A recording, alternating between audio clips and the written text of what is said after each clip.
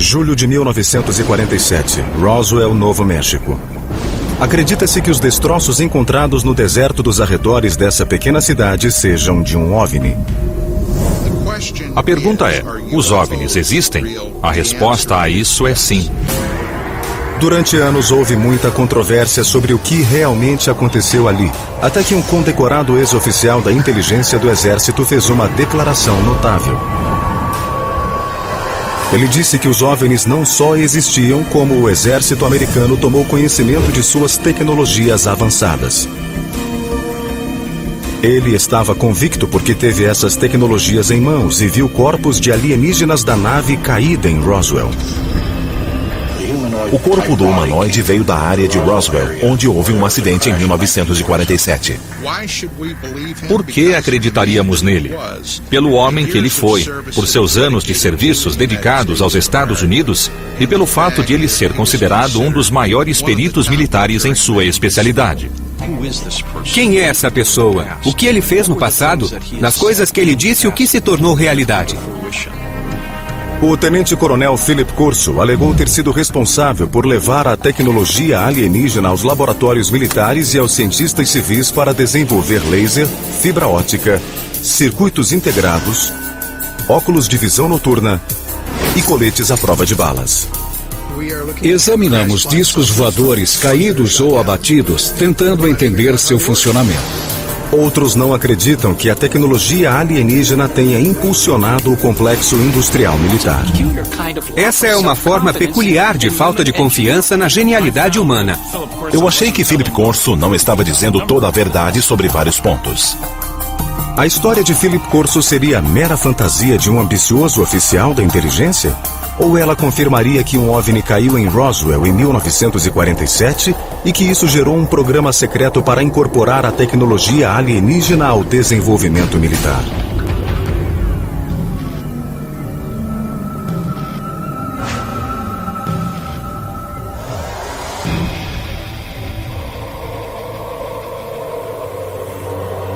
O dia seguinte a Roswell. No verão de 1947, o major Philip Corso estava em patrulha na base do exército de Fort Riley, Kansas, quando avistou algo que desafiou tudo o que ele sabia sobre céus e terra.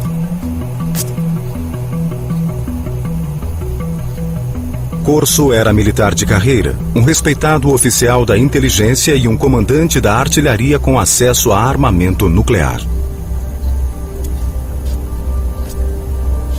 Corso jura que viu em um caixote dentro do depósito da base uma forma de vida de outro planeta. Corso publicaria essa e outras revelações em um livro chamado O Dia Seguinte a Roswell, um best-seller do jornal New York Times, publicado em 1997. Em uma das noites de autógrafos, 5 coronéis o procuraram e viram que meu pai estava muito seguro de tudo o que havia escrito. Corso morreu em 1998. Mas o material que ele apresentou em seu livro ainda gera controvérsias. Agora, pela primeira vez, a história completa de sua carreira militar e de suas surpreendentes declarações sobre OVNIs será contada na televisão.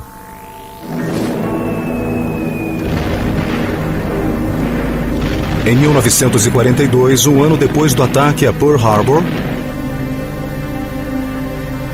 Philip Corso, originário de uma pequena cidade da Pensilvânia, foi convocado pelo exército. Durante a Segunda Guerra, ele foi treinado como oficial da inteligência. E aos 29 anos, Corso se tornou um caçador de espiões em Roma. Sua missão era localizar e eliminar agentes soviéticos. Uma vez que o exército americano ocupou Roma, ele queria assegurar que o governo do pós-guerra fosse amigo, não um governo comunista. Ele ocupava uma posição de muita autoridade e o homem era considerado como uma estrela em ascensão. Em abril de 1947, Corso voltou aos Estados Unidos para novo treinamento na Escola de Inteligência do Exército em Fort Riley.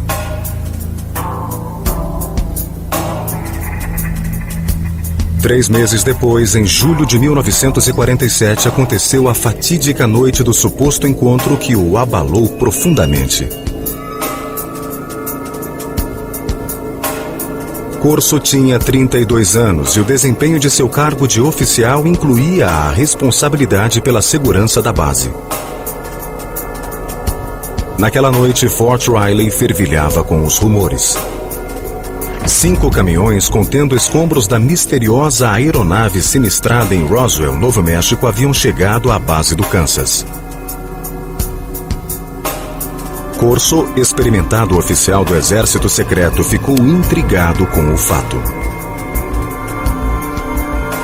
Às 23 horas, ele disse ter entrado no armazém onde estavam guardados os escombros.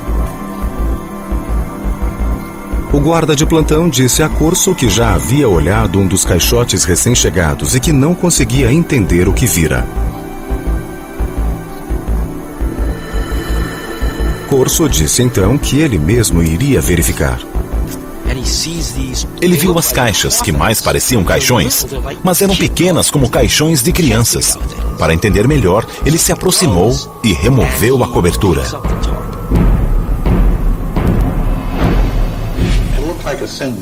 Parecia um pequeno corpo, humanoide, com uma cabeça grande e grandes olhos, não muito oblongos. Seu formato não era tão largo, como eu disse, como o nosso corpo. Corso disse que esse foi seu primeiro encontro com extraterrestres, mas que não foi o último, nem o mais significativo. Mais tarde, ele receberia arquivos ultra-secretos e artefatos alienígenas que, segundo ele, gerariam uma nova ordem tecnológica mundial. Mas isso demoraria mais de uma década para acontecer.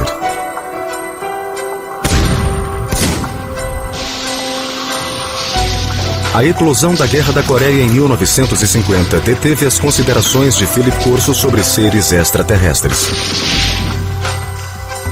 Ele se juntou à equipe do general Douglas MacArthur como especialista em artilharia para as forças da ONU. Depois do armistício de 1953, ele ficou na Ásia servindo como oficial da inteligência para repatriar americanos e prisioneiros de guerra aliados. Conheci Philip Corso porque ele foi oficial de projetos especiais do Comando do Extremo Oriente para prisioneiros de guerra. E mais tarde, teve o mesmo papel no Conselho de Segurança Nacional como assessor da Casa Branca no governo Eisenhower. De acordo com os registros militares, em julho de 1953, Corso foi promovido ao posto de tenente-coronel. Ele alegou que, como assessor de confiança do presidente Eisenhower, informou sobre o que acreditava ser uma crescente infiltração da KGB na CIA. Corso insistiu muito nisso no Conselho de Segurança Nacional e junto a Eisenhower. Corso declarou que Eisenhower o recompensou com seu próprio comando de combate. Em 1957, os registros militares confirmam que Corso foi posto no comando de um batalhão de artilharia nas instalações de mísseis de Red Canyon. Em outubro do mesmo ano, Corso ganhou o comando de um batalhão na Alemanha Ocidental, onde desenvolveu novas estratégias de ataque com armas nucleares. Ele demonstrou que podia fazer várias coisas, que sabia seguir ordens, mas que tinha iniciativa. Ele, sozinho, tinha o comando sobre uma bateria de armas nucleares. Na eventualidade de uma guerra com a União Soviética, nos anos 50, quando Corso estava na Alemanha, ele teria a autoridade individual de lançar mísseis nucleares. Quando Corso voltou da Alemanha, sua carreira mudou drasticamente de direção. O talentoso oficial da inteligência, destemido caçador de espiões e comandante da artilharia com acesso ao armamento mais poderoso do mundo, tornou-se reservista da Guarda Nacional. Em outubro de 1960, Corso, praticamente aposentado, tornou-se assessor de uma base da Guarda Nacional em Maryland. Isso sugere que alguns estivessem descontentes com ele. Mas pode-se dizer também que ele não estava capacitado. Mas os adeptos de Corso dizem que ele estava sendo preparado para sua maior e mais secreta missão. Surgiu alguém para reconduzir a carreira de Corso. Esse alguém era Arthur Trudeau. O general Arthur Trudeau foi um poderoso mentor para Philip Corso. Graduado em West Point na classe de 1924, Trudeau logo ganhou a reputação de oficial de visão e receptivo à alta tecnologia. Na era da Guerra Fria, ele esteve na vanguarda do treinamento tecnológico para oficiais da inteligência e em 1958 ele foi nomeado diretor de pesquisa e desenvolvimento do Exército. Assim que Trudeau teve chance, ele nomeou Corso, iniciando sua carreira em pesquisa e desenvolvimento do Exército. O general me chamou e disse que eu deveria formar e chefiar uma divisão de tecnologia estrangeira. Minha sala ficaria no andar de baixo da sala dele. Até este ponto de sua carreira, o trabalho de Corso no Exército é facilmente verificável pelo exame dos registros militares. Ele trabalhava no Pentágono, tinha uma sala ali, eu tenho um registro. Ele trabalhava para Trudeau e o conhecia muito bem, isso não se questiona. Mas após a nomeação no Pentágono, reconstituir o percurso de Corso e confirmar suas afirmações se tornou muito mais difícil. Corso escreveu que sua função no Pentágono envolvia analisar equipamentos militares estrangeiros, como os armamentos de helicópteros desenvolvidos pelos franceses ou o caça britânico de decolagem e pouso vertical. Depois, ele promoveria a chamada reversão da tecnologia. Ao longo dos anos, os militares desenvolveram projetos com base na tecnologia de equipamentos inimigos capturados por forças americanas. Uma das tarefas de Corso era obter essa tecnologia estrangeira, essa tecnologia francesa e revertê-la. Então, se o resultado fosse bom, ele seria adicionado à nossa evolução tecnológica. A reversão tecnológica tinha papel importante na espionagem durante a Guerra Fria. Os soviéticos usaram um jato sabre americano para reverter tecnologia americana. E os Estados Unidos capturaram MiGs soviéticos para reverter tecnologia soviética. A rotina de trabalho de Corso envolvia analisar tecnologia estrangeira, mas essa tarefa logo seria alterada. Pouco depois de 20 de julho de 1961, Corso disse que o general Trudeau o chamou à sua sala e lhe deu uma surpreendente missão: examinar a tecnologia de uma nave espacial capturada em 1947 após cair em Roswell, Novo México. Trudeau mandou entregar um arquivo de aço na sala de Corso, no Pentágono. Dentro dele, disse Corso, havia a prova cabal da visita de alienígenas à Terra e uma tecnologia alienígena que Corso usaria para revolucionar o mundo.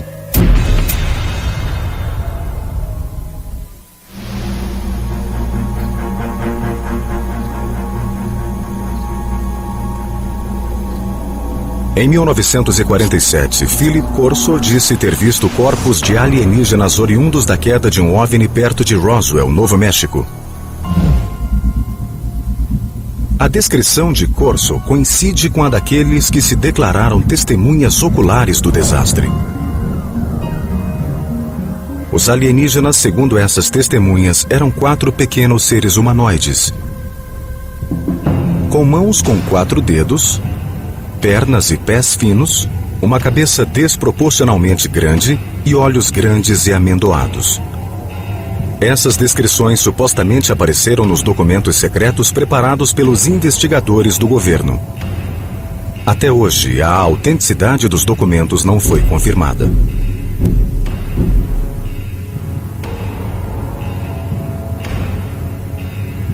Corso insistiu que não havia contado a ninguém o que vira em Fort Riley. Mas no verão de 1961, o tenente-coronel foi designado a um projeto do Pentágono que o forçaria a recordar sua estranha experiência. Ele foi designado para chefiar as pesquisas de desenvolvimento do Exército no Pentágono, novamente um cargo com muita autoridade. Sua meta era colocar a superioridade do Exército americano décadas à frente de seu tempo. Nós tínhamos o conhecimento, nós tínhamos a organização, o dinheiro e os cérebros para isso. E nós o fizemos. Corso disse que durante a Guerra Fria o governo tinha duas grandes apreensões: que os russos tivessem acesso ao material alienígena e que os alienígenas usassem sua superioridade tecnológica para invadir a Terra. Segundo Corso, um simples arquivo de aço guardava materiais extraordinários recolhidos do desastre de Roswell.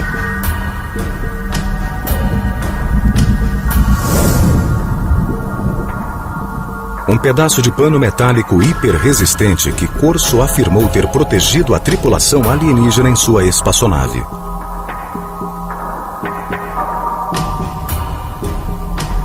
Um tubo que parecia emitir um raio de luz vermelha.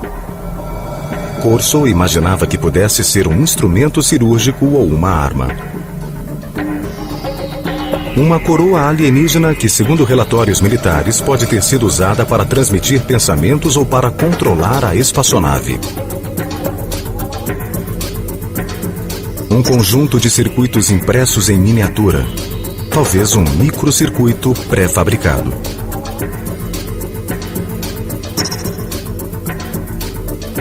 Um fio flexível, em cujo interior podia haver transmissão de luz. E uma lente que permitia enxergar no escuro, supostamente tirada do olho de um dos alienígenas. Para entender melhor o conteúdo do arquivo de aço, Corso disse ter mergulhado nos documentos secretos do governo que reportavam tecnologias supostamente encontradas em Roswell. Segundo os relatórios que Corso alegou ter lido, alguns dos mais ilustres cientistas do mundo, homens como Wernher von Braun e Robert Oppenheimer, tiveram acesso ao local da queda em Roswell. Corso teria recebido autorização do general Trudeau para reunir uma equipe de elite. Eu poderia colocar quem eu quisesse nessa equipe, engenheiros, cientistas. Eu disse que colocaria até alemães. Eu disse que poria 1 ou 2 alemães, além dos cientistas americanos. Corso afirmou que, com base em sua leitura atenta dos relatórios de Roswell, ele desenvolveu uma teoria própria sobre o funcionamento das naves alienígenas. Corso disse que a espaçonave tinha meios de saltar. Ela não voava normalmente de um lugar a outro, ela pulava. Ele disse que isso era claro, que havia uma onda ao redor da nave que permitia, de algum modo, que ela fosse não uma espaçonave, mas uma máquina do tempo.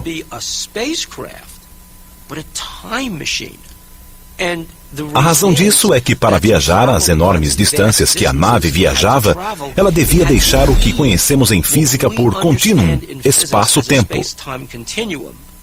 A nave o deixava em um ponto e reaparecia a seguir em outro. As notas pessoais de Corso detalham seus conceitos. Corso especula que a nave era pilotada por uma interface de controle da mente ajustada ao crânio alienígena. Ao comparar a coroa com os desenhos do cérebro dos alienígenas, parece haver pontos de coincidência entre receptores na coroa e partes do cérebro. Com sua pesquisa terminada, Corso se declarou pronto para a próxima fase, a distribuição. Ele passaria a tecnologia alienígena que alega ter recolhido de Roswell a certos fornecedores para seu desenvolvimento. Tentem imaginar o que aconteceria se uma astronave tivesse caído na Terra e contivesse uma tecnologia fabulosa e alguém como Corso a entregasse a laboratórios de pesquisa pedindo que explicassem seu funcionamento. O resultado, segundo Corso, levaria a uma completa reconfiguração das mais avançadas tecnologias do mundo.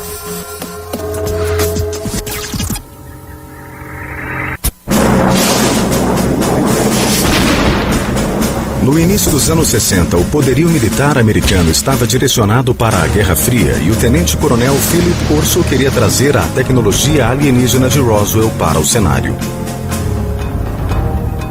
No final do verão de 1961, ele afirmou ter contatado laboratórios militares de pesquisa bélica sobre os artefatos alienígenas. Os laboratórios do Exército também tinham cientistas civis em quem confiavam para lidar com materiais secretos. Phil Corso ficou à vontade em trabalhar com esses laboratórios e com cientistas civis, porque os laboratórios se responsabilizariam por tudo. Havia nos Estados Unidos inúmeros laboratórios de alta tecnologia onde cientistas civis trabalhavam em projetos militares ultra secretos. Los Alamos, que viu nascer o projeto Manhattan, é talvez o mais famoso. Mas em 1961, Fort Belvoir, na Virgínia, trabalhava silenciosamente em um projeto de uma década para desenvolver a chamada visão noturna. Corso afirmou ter sido esse o primeiro laboratório ao qual submeteu a tecnologia alienígena. Para reverter a tecnologia dessas coisas adequadamente, ele não poderia ir a uma oficina qualquer. Ele teve de ir aonde alguém entenderia aquela tecnologia. Segundo Corso, as testemunhas oculares de Roswell reportaram que a nave alienígena tinha uma tecnologia de intensificação de imagem. Se alguém entrasse na nave e olhasse para fora, o mundo pareceria brilhante como o dia, mesmo à noite. Ainda segundo ele, uma lente retirada do olho de um dos alienígenas tinha a propriedade de intensificar a luz. Ninguém sabia como as duas coisas se relacionavam, mas ele sabia de seu valor potencial. No fim do verão de 1961, Corso ajudou os cientistas de Fort Belvoir ao mostrar-lhes a lente alienígena de intensificação da luz e possivelmente outras tecnologias de luz da nave de Roswell. Apesar de acharmos que há uma clara linha de desenvolvimento desse tipo de tecnologia remontando à Segunda Guerra Mundial, essa tecnologia explodiu geometricamente a partir dessa época. Mas isso poderia ser atribuído à tecnologia recolhida em Roswell, como queria Corso? Segundo ele, poderia.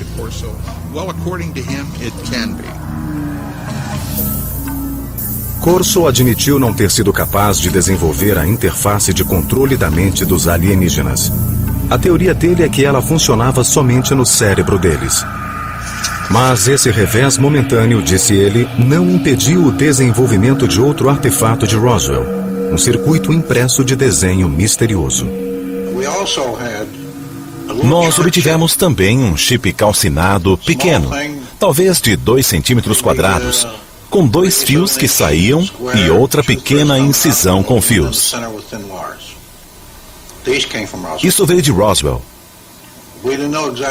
Nós não conhecíamos bem a função dos circuitos integrados, mas suspeitávamos que fossem circuitos elétricos.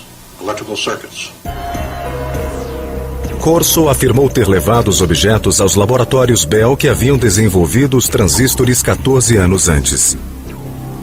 Ele disse que os cientistas da Bell puderam analisar e depois recriar o microchip alienígena. O que haveria se algo assim acontecesse? Bem, o que haveria é que em muito pouco tempo o mundo seria radicalmente transformado. Não há dúvida de que depois do desenvolvimento do circuito integrado no início dos anos 60, o mundo se transformou. Aparelhos eletrônicos, de telefones celulares a computadores laptop se tornaram realidade. Corso alegou que o suposto microchip de Roswell ficou danificado pelo desastre. Mas em seu poder havia outro objeto alienígena, cujo funcionamento parecia perfeito. Através dos relatórios, ele sabia que quando se apontava esse raio, ele causava queimaduras à superfície do objeto visado. Corso disse ter lido nos relatórios militares secretos que o artefato de Roswell, aparentemente capaz de abrir buracos em paredes, era uma espécie de ferramenta de corte, talvez usada em cirurgias. Na Hughes Aircraft do final dos anos 50 ao início dos anos 60, pesquisadores trabalharam no que viria a ser o primeiro aparelho de localização e mira a laser de aviões militares. Os engenheiros encontraram obstáculos na tentativa de criar um aparelho prático. Mas quando Corso mostrou a ferramenta de corte alienígena, os problemas acabaram. O processo se acelerou após 1960 porque as pessoas imaginaram novos modos de fazer lasers. E isso trouxe avanço à ciência e à engenharia. O arquivo de aço de Corso continha ainda outro tesouro vindo de Roswell. Eram tubos de vidro. Eles emitiam luzes de diferentes cores. Eles foram mandados aos laboratórios Bell. A partir disso, deu-se um dos maiores avanços, creio que resultaram na atual fibra óptica. Muitos pesquisadores de OVNIs teorizam que a espaçonave não tinha fiação, porque em seu lugar foram usados cabos de fibra óptica. Transmitir informações através da luz não era uma tecnologia nova. Ela datava da época de um pioneiro do telefone, Alexander Graham Bell, que fez um experimento com um aparelho chamado fotofone em 1880. A maioria das pessoas nunca ouviu falar disso, mas naquela época, cientistas sérios acharam a invenção do fotofone mais impressionante do que a do telefone. O fotofone era um modo de transmitir um sinal de voz sobre um raio de luz. As pesquisas de Corso sugeriam que a transmissão de dados pela luz falhara porque os cientistas não podiam fazer um raio de luz contornar uma curva. Mas Corso afirmava que o artefato de Roswell podia conter a resposta.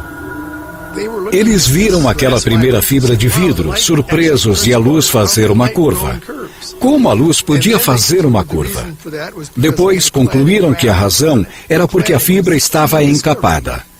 A capa foi a descoberta-chave para fazer as fibras ópticas funcionar.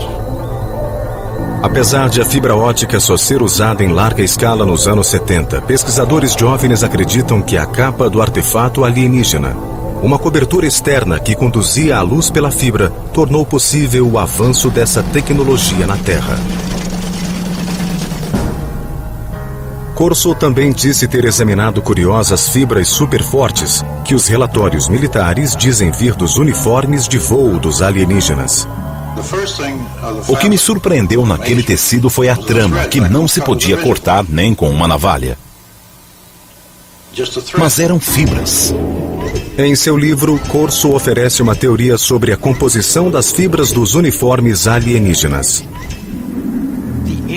O corpo dos alienígenas, ou sua parte mais vulnerável, era protegido de energias que deviam ser incríveis, pela enorme resistência do tecido, que de algum modo formava um escudo. Corso disse também que eles não vestiam os uniformes, que pareciam entranhados na pele, que vinham de dentro como um casulo.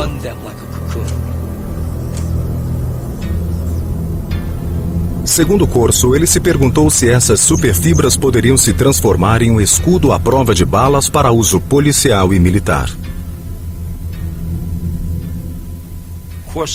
Corso disse que o exército tentou levar o tecido à Universidade do Colorado para tentar reproduzir essa tecnologia.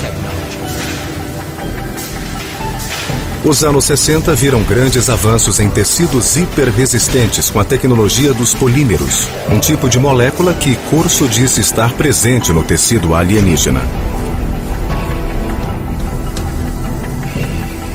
Em 1965 foi inventado o Kevlar, tecido que seria usado em coletes à prova de bala. Outra evidência, segundo Corso, do impacto da tecnologia alienígena.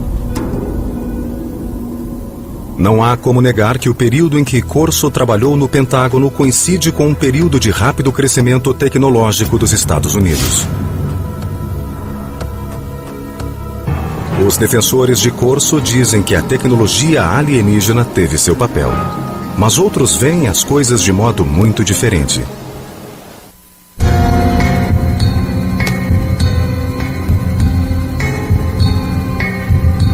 Em seu best-seller, O Dia Depois de Roswell, o tenente-coronel Philip Corso afirmou que a tecnologia alienígena obtida em Roswell foi por ele introduzida na agenda tecnológica do exército americano.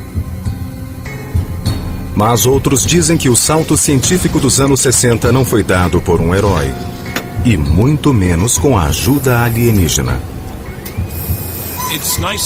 É bom pensar em um herói que nos leva a um novo mundo tecnológico aprendido com discos voadores. Parece ótimo. Mas eu trabalhei em muitos campos de pesquisa e desenvolvimento e sei que não é assim que funciona.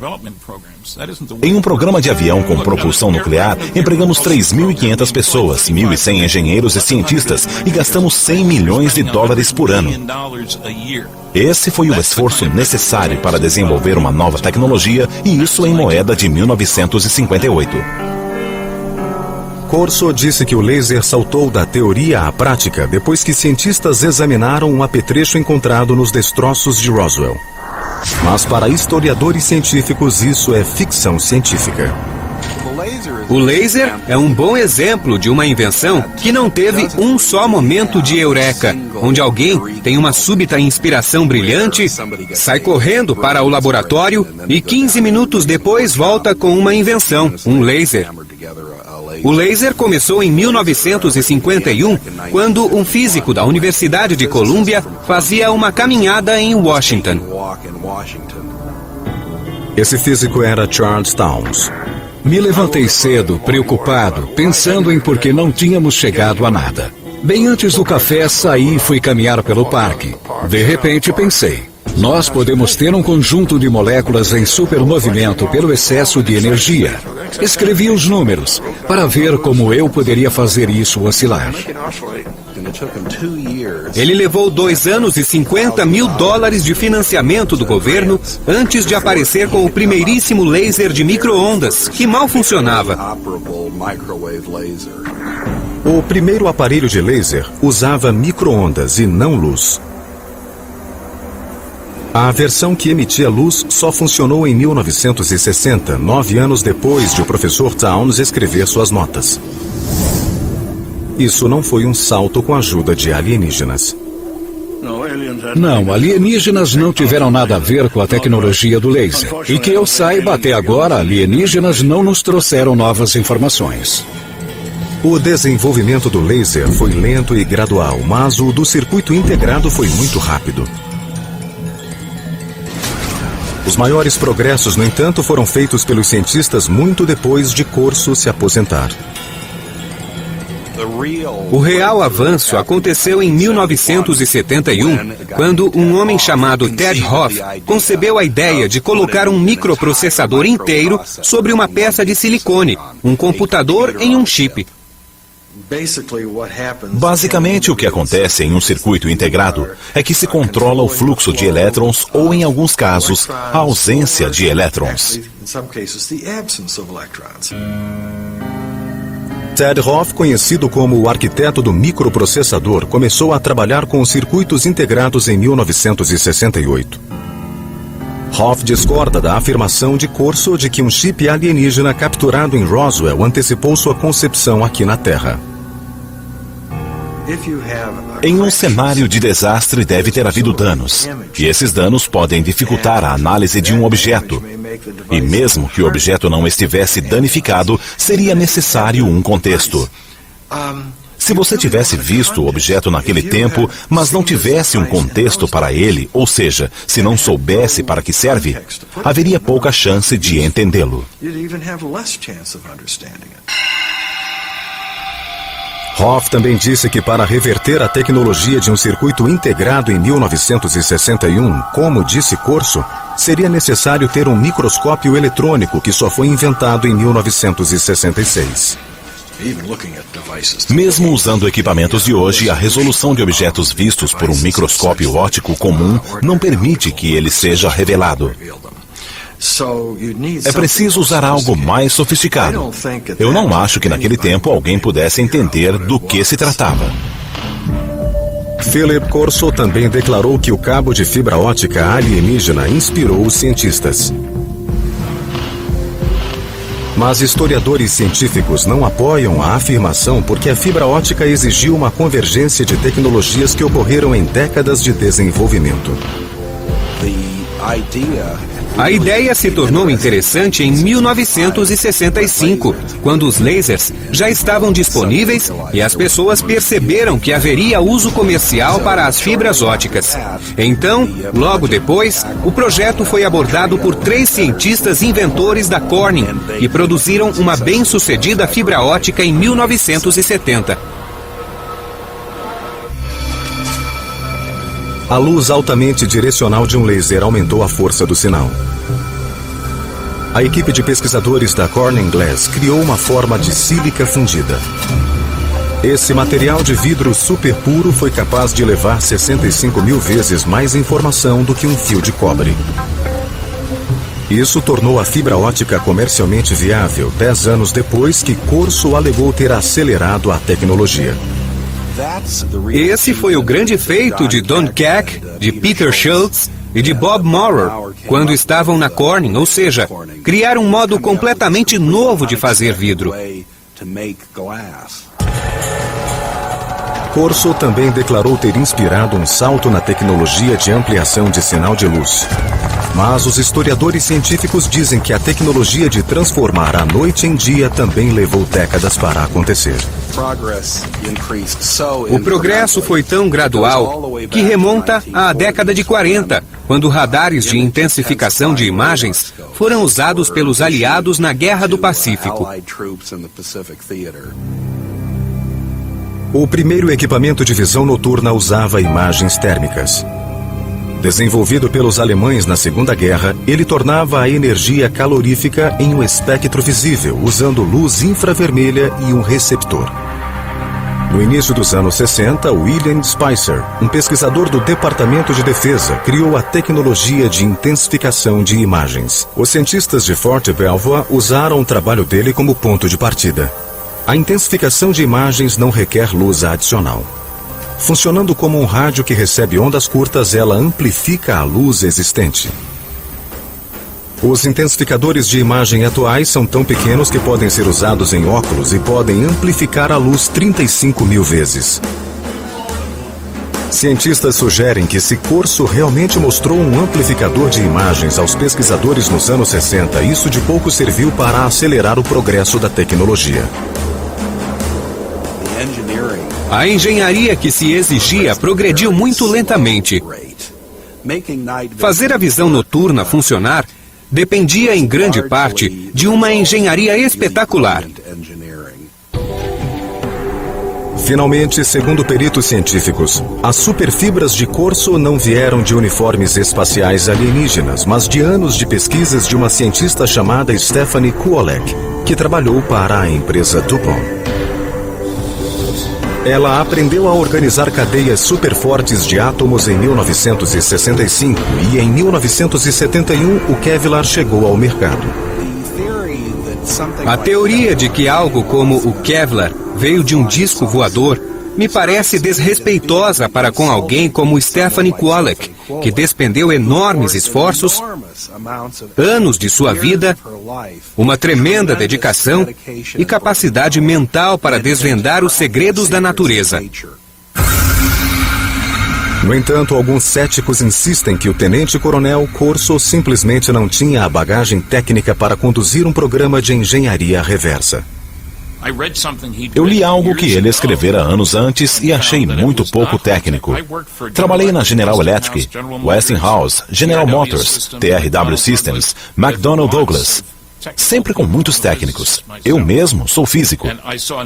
Eu não vi nada no que Corso escreveu que mostrasse que ele tivesse conhecimento, habilidade, talento, coisas básicas, para tratar dessas questões e realizá-las. Para isso, Corso tinha uma resposta. Alegava que sua equipe de cientistas de elite o ajudou a interpretar os objetos de Roswell. Eu não tive treinamento científico algum e tudo era muito técnico. Mas os cientistas alemães estavam lá. Eu conhecia von Braun e Hermann Oberth, que era um dos que diziam que nós fomos ajudados, mas não podíamos dizer nada para proteger o orçamento e a organização. Para os céticos, há ainda o aspecto da patente de Corso. Um tenente-coronel, dizem alguns, não comandaria as coisas que Corso alegava comandar. Eu acho que uma indicação de seu valor para os militares estaria no fato de ele não ser coronel, apesar de todos os anos de serviço. Mas outros endossam as afirmações de Corso, em especial os que dizem conhecer bem os métodos do exército americano. Naquele tempo, um tenente-coronel tinha muito mais autoridade e posição do que hoje em dia. E mesmo hoje, há tenentes-coronéis que sabem muito de táticas importantes e até de planejamento estratégico e operacional. Todos os fornecedores militares com quem Corso disse ter trabalhado negaram qualquer envolvimento com tecnologias alienígenas ou qualquer impulso dado por elas. Não há memorandos, diretivas ou papéis de trabalho que corroborem as afirmações de Corso sobre levar a cabo qualquer reversão de tecnologia alienígena. Mas quem apoia Corso diz que não há papéis por uma razão muito simples.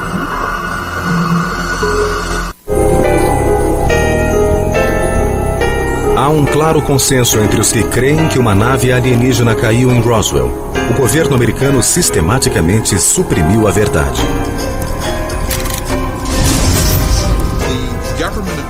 O governo dos Estados Unidos, bem como outros pelo mundo, fez de tudo para manter a questão envolta em grande segredo, sob um manto de mistério. Philip Corso disse que ele também teve de manter seu programa de reversão de tecnologia em segredo.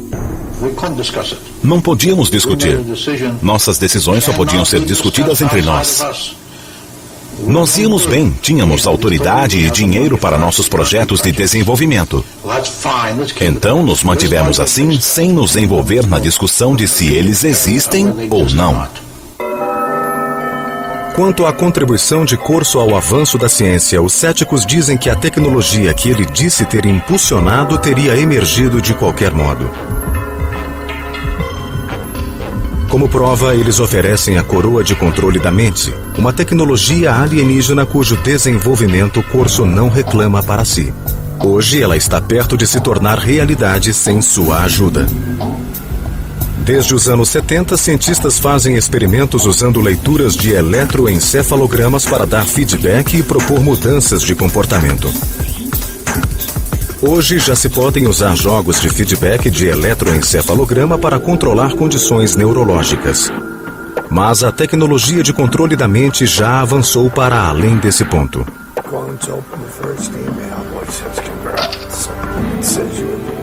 Em 2004, pesquisadores receberam aprovação do FDA para testar implantes cerebrais destinados a permitir que pessoas deficientes controlem um computador usando o pensamento.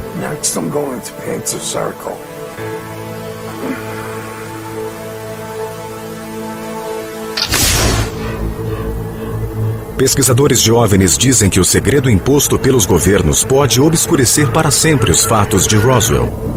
E, portanto, obscurecer a verdade sobre o fato de a tecnologia alienígena ter contribuído ou não no papel do desenvolvimento de fibra óptica, de tecidos hiperresistentes, lasers, circuitos integrados ou intensificadores de imagens. Alguns acham, por exemplo, que alienígenas intervieram em 3500 a.C.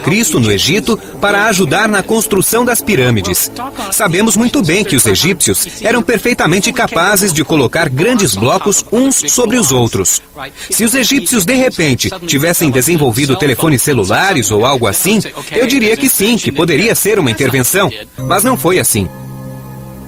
O tenente-coronel Philip Corso pode ser questionado. Suas ideias podem ser contestadas e suas predições descartadas como ficção científica. Mas seu impacto na lenda dos OVNIs e sua experiência pessoal não podem ser minimizadas. Os militares, o Pentágono, o governo dos Estados Unidos não dão esse tipo de autoridade a um maluco qualquer. Esse homem era muito considerado, muito respeitado. O que eu tenho a perder na minha idade? Eu devo contar a história a meus netos, porque eu não sei por quanto tempo eu estarei por aqui. Quando eu for, tudo irá comigo. Deve ter havido muitas ocasiões, muitos dias, em que Philip Corso se perguntou: por que eu? Por que eu tenho essas informações? Eu acho que isso o deve ter perseguido por muitos anos. É difícil manter um segredo assim dentro de si. Meu pai disse que até hoje, apenas 10% da história foi contada. O restante é confidencial.